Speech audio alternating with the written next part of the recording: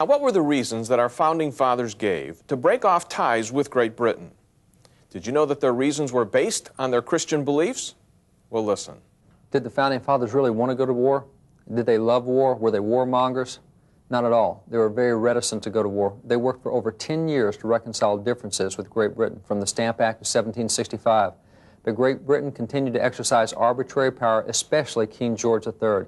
He violated even the English Constitution, enforcing them as British citizens to, number one, be taxed without any representation. Their taxes doubled, tripled, quadrupled, and they had no say over it whatsoever. And they said, we cannot continue to do this. We're being billed for services we don't receive. We're having to pay for everything else the British Empire is doing across the world, and we don't even have a voice in it.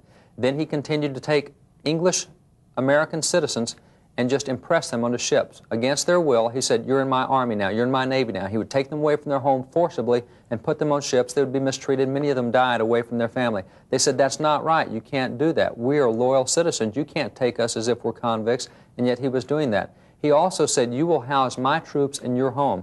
And they felt like their property was now in jeopardy. For here they were housing the military in their own homes. They were giving up their property.